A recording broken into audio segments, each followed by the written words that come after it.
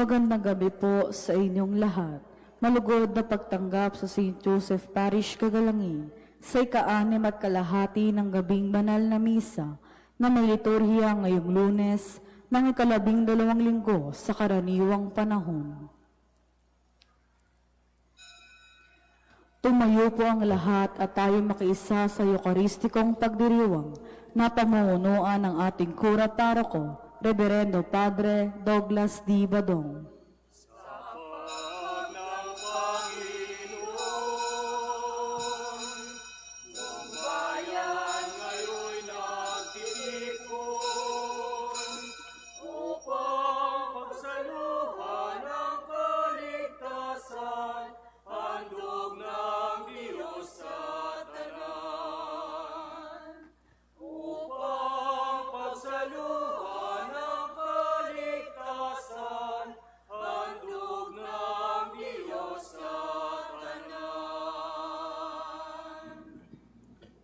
Sa ngalan ng Ama at ng Anak at ng Espiritu Santo. Amen. Ang pagpapala ng ating Panginoong Hesus Kristo, ang pag-ibig ng Diyos Ama, at ang pakikipagkaisa ng Espiritu Santo naway sumainyong lahat. At sumayuri. Mga kapatid, aminin natin ang ating mga kasalanan upang tayo'y maging marapat gumanap sa banal na pagdiriwang. Inaamin ko sa makapangyarihang Diyos at sa inyo mga kapatid na lubha akong nagkasala sa isip, sa salita at sa gawa at sa aking pagkukulang. Kaya isinasamo ko sa mahal na Birheng Maria, sa lahat ng mga anghel at mga banal, at sa inyo mga kapatid na ako'y panalangin sa Panginoong ating Diyos. Kaawaan tayo ng makapangyarihang Diyos, patawarin tayo sa ating mga kasalanan at patnubayan tayo sa buhay na walang hanggan. Amen. Panginoon, kaawaan mo kami. Panginoon, kaawaan mo kami. Kristo, kaawaan mo kami. Kristo, kaawaan mo kami. Panginoon, kaawaan mo kami. Panginoon, kaawaan mo kami. Manalangin tayo. Ama naming makapangyarihan, kami naway magkaroon ng pitagan at pagmamahal para aming magawang sambahin ang ngalan mo, sapagkat sa mga pinatatatag sa iyong pag-ibig, ikaw ay walang pinababayaang masablak sa ligalig. Iniluluhog namin ito sa pamamagitan ni Jesucristo, kasama ng Espiritu Santo, magpasawalang hanggan. Amen.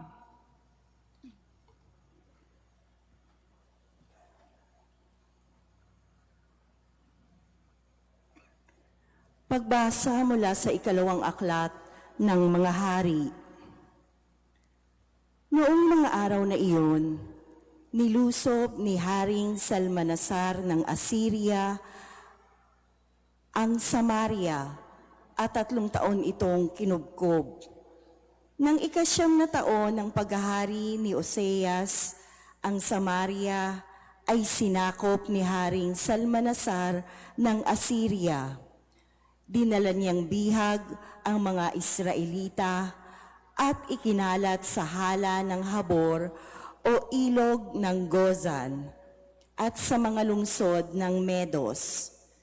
Nangyari ito sa mga Israelita sapagkat nagkasala sila sa Panginoon na nag-alis sa kanila sa Ehipto sa pagpapahirap sa kanila ng Haring Faraon. Sila'y naglingkod sa ibang Diyos at nakiayon sa kaugalian ng mga taong itinaboy ng Panginoon mula sa lupaing sinakop nila. Bukod dito, sumunod sila sa mga kaugaliang itinatag ng mga hari ng Israel. Dahil sa kasamaan nilang ito, ang Israel at ang Huda ay binabalaan ng Panginoon sa pamamagitan ng mga propeta. Ganito ang ipinasabi niya: "Talikdan ninyo ang inyong mga kasamaan at mamuhay ayon sa kautosang ibinigay ko sa inyong mga ninuno sa pamamagitan ng mga propeta. Ngunit hindi nila ito pinansin. Sa halip, nagmatigas sila tulad ng kanilang mga ninuno na hindi nanalig sa Panginoon nilang Diyos. Ipinagwalang bahala nila ang kautusan, ang pakikipagtipan sa Panginoon ng kanilang mga ninuno at ang babala niya sa kanila. Kaya itinaboy silang lahat mula sa kanyang harapan, liban sa lipi ni Huda. Ang salita ng Diyos. Salamat sa Diyos. Poon, kami ay sagipin, kaawaan at kupkupin. Poon, kami ay sagipin, kaawaan at kupkupin. Kami iyong itinakwil, O Diyos, kami ay nilupig. Kami sana'y balikan mo kung ikaw man ay nagalit. Poon, kami ay sagipin, kaawaan at kupkupin. Yaong lupang sinaktan mo'y nanginginig na lupain. Bago lubos na mawasak, gamutin mo't pagalingin. Labis na ang paghihirap nitong iyong mga lingkod. Lasing kamit, langong-lango sa alak na iyong dulot. Poon, kami ay sagipin, kaawaan at kupkupin. Itinakwil mo ba kami? Kami ba ay iniwan na? Paano ang hukbo namin? Sino ngayon ang sasama? O Diyos, kami tulungan mo laban sa aming kaaway, pagkat ang tulong ng tao ay wala ng kabuluhan. Poon, kami ay sagipin, kaawaan at kupkupin. Magsitayo po ang lahat.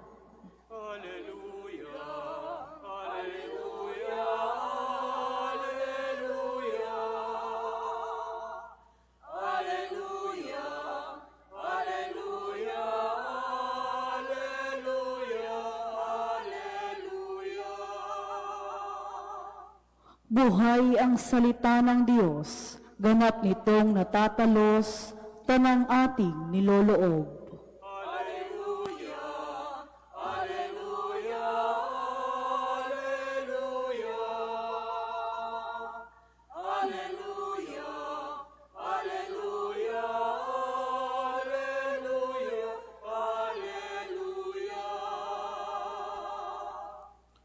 Sumainyo ang Panginoon. At sumaiyo rin. Ang mabuting balita ng Panginoon ayon kay San Mateo. Papuri sa iyo, Panginoon. Noong panahong iyon, sinabi ni Jesus sa kanyang mga alagad, "Huwag ninyong hatulan ang inyong kapwa, upang hindi kayo hatulan ng Diyos. Sapagkat hahatulan kayo ng Diyos ayon sa hatol na inihahatol ninyo sa iba. Ang panukat ninyo sa iba ay siya ring ipanunukat sa inyo. Bakit mo nakikita ang puwing sa mata ng iyong kapatid kung hindi mo pinapansin ang puwing mong gatahilan sa iyong mata? Paano mong masasabi sa iyong kapatid, halika't aalisin ko ang puwing mo, gayong gatahilan ang nasa mata mo? Mapagpaimbabaw, alisin mo muna ang puwing na gatahilan at sa gayoy, makakakita kang mabuti at maaalis mo ang puwing ng iyong kapatid." Ang mabuting balita ng Panginoon. Pinupuri ka naming Panginoong Hesukristo. Isang magandang gabi po sa inyong lahat. Ngayon po ay Lunes sa 12 linggo sa karaniwang panahon. Bago ba kayo pumunta dito, tumingin kayo sa salamin. Pakitingnan nga yung katabi ninyo, pantay ba yung kilay? Pantay ba yung, ano ba ang tawag niya, foundation? Ano ba? Yung damit. Tingnan nyo nga yung damit. Yung pananamit ng katabi ninyo, ano ba? Nasa uso ba? Na pag-iiwanan? Overdress? Paano ba? Makaluma o ganyan, no? Kasi napakaraming mata na nakatingin sa atin sa panahong ito. Bukod sa mga CCTV, mismo mga kasama natin nagiging mata. Pero yung mata, wala nang ibang nakikita kundi puna o kung anong kapintasan ang pwede nilang makita at hindi na yung kung anong kabutihan mayroon tayo. Kaya nga maganda itong sinisimulan natin ngayong Lunes na ito, ang turo at aral ni Jesus na huwag tayong mapanghusga, huwag tayong judgmental. Lalo na ngayon, no, kailangan talaga natin nung tinatawag na critical thinking. Yung hindi agad hinuhusgahan ang isang pangyayari base lamang sa picture o base lamang sa napanood na caption o ilang segundo lang. Kailangan nating mas lawakan ano ang nangyari bago yan at yung sumunod pagkatapos niyan. Hindi pwedeng on the spot, yan na agad. Na para ba, no? Kaya delikado, no? Delikado na ganitong uri ng pamumuhay ang paiirali natin ngayon. Mahirap yung maging judgmental. Although, minsan mapapansin natin kung sino ang judgmental, yan yung mas madaming itinatago na ayaw makita o kaya naman sadyang pinagtatakpan kaya turo ng ibang tao na hindi niya na tinuturo ang kanyang sarili. Kaya nga, tinanong ko kanina, no? Tumingin ba kayo sa salamin bago lumabas? Kasi baka tayo mismo iniiwasan na nating tumingin sa salamin para lang hindi natin makita yung sariling kapintasan natin. Lahat naman tayo may sariling kapintasan. Kahit gaano ka pa ka-perfect tingnan sa panlabas, mayroon at mayroong kang kahinaan at mayroong kang ayaw malaman ng iba. Kaya iwasan natin yon. No, talaga namang hindi natin mapipigilan ang mata ng ibang tao. Hindi natin mapipigilan kung paano sila mag-isip tungkol sa iyo. Hindi rin natin mapipigilan kung ano ang sasabihin nila tungkol sa itsura mo, sa damit mo, sa pananalita mo. Pero tayo ay may kontrol sa ating pong mga sarili. May kontrol tayo sa kung ano ang titingnan natin. May kontrol tayo sa kung ano ang lalabas sa bibig natin. May kontrol tayo sa kung ano ang ating pong ipaparanas o ipaparamdam sa ating kapwa. Punot dulo o sa sumatotal, ang paalala sa atin, huwag tayong humatol. May pagkakataon na minsan totoo, no? Totoo yung nakita mo, totoo yung ginawa nila, pero wala pa rin sa atin ang kapangyarihan para hatulan ang isang tao. May kanya-kanya tayong dahilan. May dahilan kung bakit nila nagawa o nagagawa ang isang bagay. May dahilan kung bakit nila pinost ang isang article.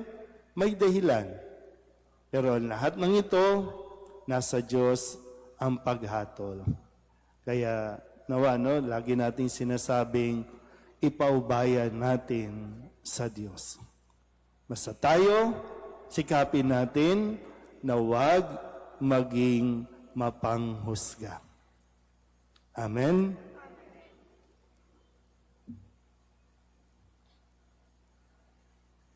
Manalangin tayo sa mahabaging Ama upang maging mapagbigay at mahabagin tayo sa pakikitungo natin sa ating kapwa. Ang ating pong itutugon, Ama, ituro mo sa amin ang iyong pagiging mahabagin. Ama, ituro mo sa amin ang iyong pagiging mahabagin. Ang simbahan, naway laging isagawa ang kanyang paglilingkod sa mananampalataya sa pamamagitan ng pagpapagaling at pagpapatawad. Manalangin tayo sa Panginoon. Ama, ituro mo sa amin ang iyong pagiging mahabagin. Ang mga opisyal ng gobyerno naway magpakita ng pag-aasikaso at pagmamalasakit sa mga dukha at mga yagit ng lipunan. Manalangin tayo sa Panginoon. Ama, ituro mo sa amin ang iyong pagiging mahabagin. Ang ating sariling pagkakamali naway makita natin at maiwasan ang humusga sa pagkukulang ng iba. Manalangin tayo sa Panginoon. Ama, ituro mo sa amin ang iyong pagiging mahabagin. Ang mga may sakit, mga nalulumbay, at mga may kapansanan, naway makatagpo ng lakas at kagalingan. Manalangin tayo sa Panginoon. Ama, ituro mo sa amin ang iyong pagiging mahabagin. Upang mamayani ang kapayapaan sa gitnang silangan at sa buong mundo, at ipag-adyanawa ang sangkatauhan sa karahasan, kasakiman at pang-aabuso ng kapangyarihan na nagdudulot ng paghihirap at kamatayan sa marami. Manalangin tayo sa Panginoon. Ama, ituro mo sa amin ang iyong pagiging mahabagin. Upang ang lahat ng mga nagdurusa dahil sa kalupitan ng digmaan ay daglian ng makaranas ng kapayapaan at mabuhay ng may kapanatagan at kalayaan. Manalangin tayo sa Panginoon. Ama, ituro mo sa amin ang iyong pagiging mahabagin. Ang ating mga mahal na kamag-anak at kaibigang yumao, naway tumanggap ng kapayapaan at walang hanggang kaligayahan. Manalangin tayo sa Panginoon. Ama, ituro mo sa amin ang iyong pagiging mahabagin. Dulog din natin sa Panginoon ang ating mga personal na kahilingan at mga panalangin para sa ating mga pamilya, kasama din ang mga kahilingan ng mga nanonood sa online. Lahat ng mga misang pasasalamat, special na intensyon, agarang paggaling ng mga may sakit, ang lahat ng mga kaluluwa na inihiling na ipagdasal sa misang ito.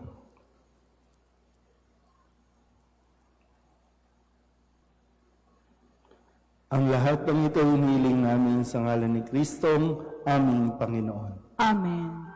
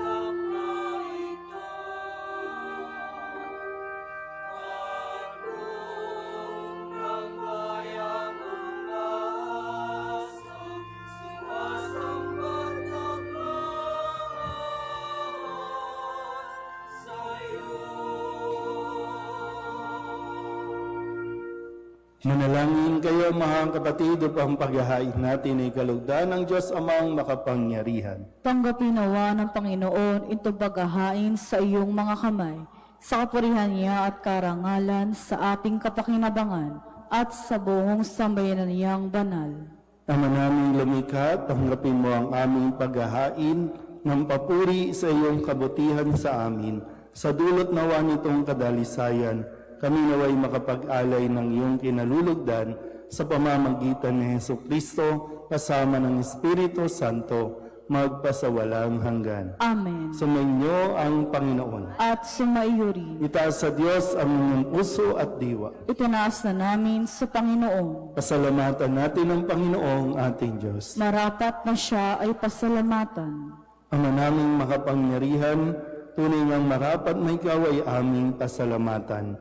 Sa iyong paglingap at kagandahang loob, ang tao'y nilikha mo at pinangangasiwa sa sansinukom. Sa hangad ng siya'y iwastong lubos, siya'y pinagdusa mo sa kanyang pagtalikod. Sa iyong paggiliw, iyong ipinahintulot na makabalik siya sa pamamagitan ni Kristo Jesus. Kaya kaysa ng mga anghel na nagsisiawit ng papuri sa iyo, na walang humpay sa kalangitan, kami nagbubunyi sa iyong kadakilaan.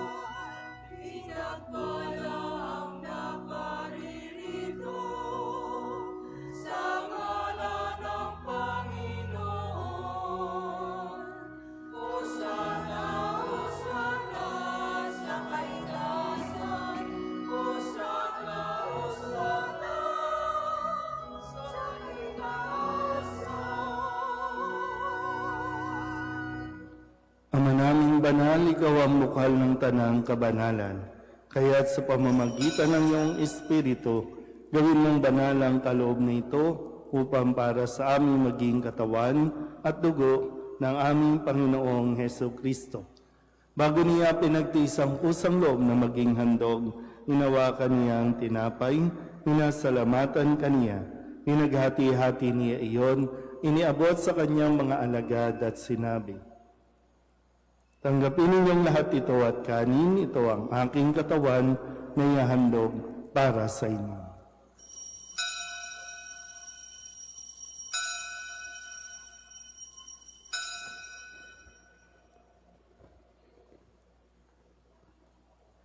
Gayun din naman nang matapos ang hapunan, hinawakan niya ang kalis, muli kaniyang pinasalamatan.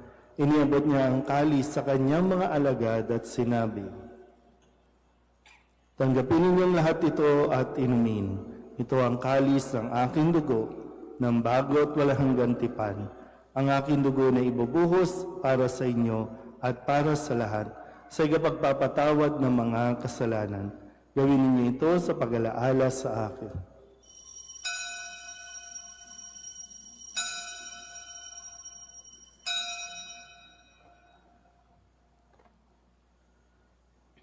Ipagbunyi natin ang misteryo ng pananampalataya. Si Kristo'y namatay, si Kristo'y nabuhay, si Kristo'y babalik sa wakas ng panahon. Ama, ginagawa namin ngayon ang pag-alaala sa pagkamatay at muling pagkabuhay ng iyong anak, kaya't iniaalay namin sa iyo ang tinapay na nagbibigay buhay at ang kalis na nagkakaloob ng kaligtasan. Kami napapasalamat dahil kami iyong minarapat na tumayo sa harap mo para maglingkod sa iyo. Isinasamo namin kami magsasalo-salong sa katawan at dugo ni Kristo ay mabuklod sa pagkakaisa sa pamamagitan ng Espiritu Santo. Ama, lingapin mo ang iyong simbahang laganap sa buong daigdig. Puspusin mo kami sa pag-ibig kay San Leo na aming Papa at ni Jose na aming Obispo at ng Tanang Kaparian. Alalahanin mo sina Salvador at Israelia na tinawag mo mula sa daigdig na ito. Nung sila'y binyagan, sila'y nakaisa ni Kristo sa pagkamatay. Ngayong sila'y pumanaw, naway makaisa sila ni Kristo sa pagkabuhay. Alalahanin mo rin ang mga kapatid naming nahimlay na may pag-asang sila'y muling mabubuhay, gayon din ang lahat ng mga pumanaw. Kawaan mo sila at patuloyin sa iyong kaliwanagan. Kawaan mo at pagindapating kaming lahat na makasalo sa iyong buhay na walang wakas. Kaysa ng mahal na Birheng Maria na ina ng Diyos, ng kabiyak ng puso niyang si San Jose. Kaysa ng mga apostol at ng lahat ng mga banal na namuhay dito sa daigdig na kalugod-lugod sa iyo, may pagdiwang nawa namin ang papupuri sa ikararangal mo sa pamamagitan ng iyong anak na aming Panginoong Heso Kristo. Sa pamamagitan ni Kristo, kasama niya at sa Kanya, ang lahat ng parangal at papuri ay sa iyo, Diyos amang makapangyarihan, kasama ng Espiritu Santo, magpasawalang hanggan.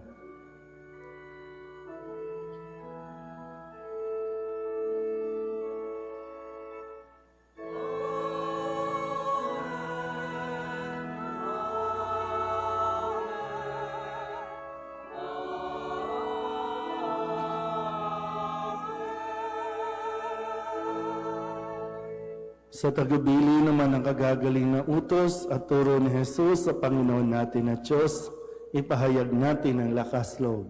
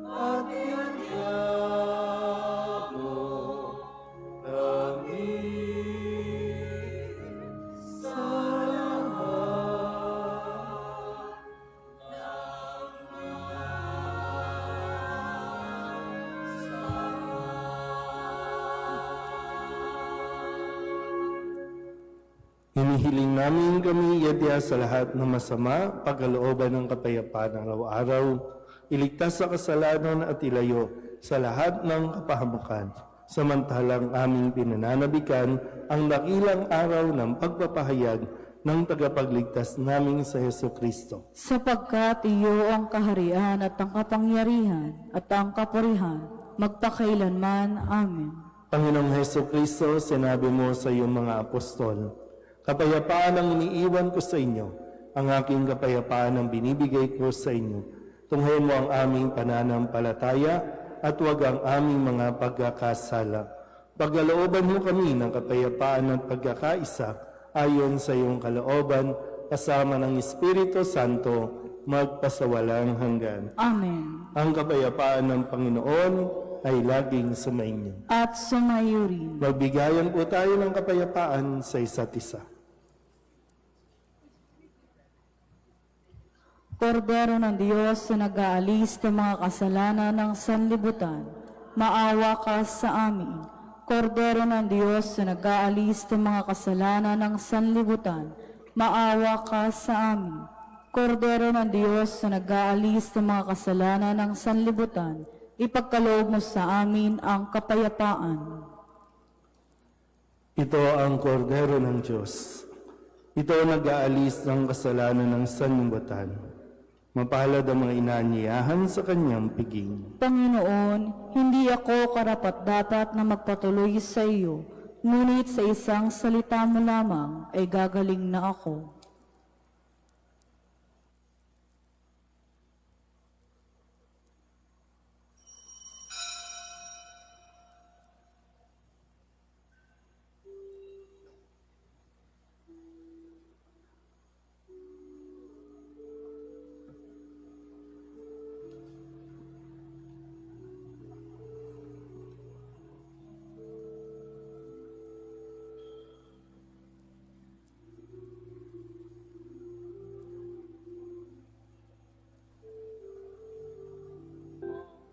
Magsiluhod po ang lahat. Panalangin kay San Jose, abang tagapangalaga ng tagapagligtas, kabiyak na puso ng mahal na Birheng Maria. Sa iyo'y pinagkatiwala ng Diyos ang kaisa-isa niyang anak. Sa iyo nagtiwala si Maria. Sa piling mo, si Kristo'y naging tao. Maging ama ka rin sa amin, pinagpalang Jose, at gabayan mo kami sa landas ng buhay. Ihingi mo kami ng biyaya, awa at tapang, at ipagtanggol kami sa lahat ng masama. Amen. Tatayo na po ang lahat.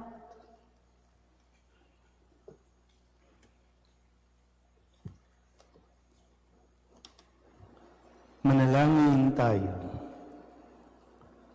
Ama naming mapagmahal, kaming nakinabang sa katawan at dugo ng iyong anak ay sumasamo sa iyong habag upang ang aming taimtim na ginanap ay maging pagtanggap namin sa tiyak mong pagliligtas. Sa pamamagitan ni Jesucristo, kasama ng Espiritu Santo, magpasawalang hanggan. Amen. Sumainyo ang Panginoon. At sumayo rin. At pagpalain kayo ng makapangyarihang Diyos, Ama at Anak, at Espiritu Santo. Amen. Tapos sa banal na misa, humayo tayo sa kapayapaan ni Kristo. Salamat sa Diyos. Magandang gabi po.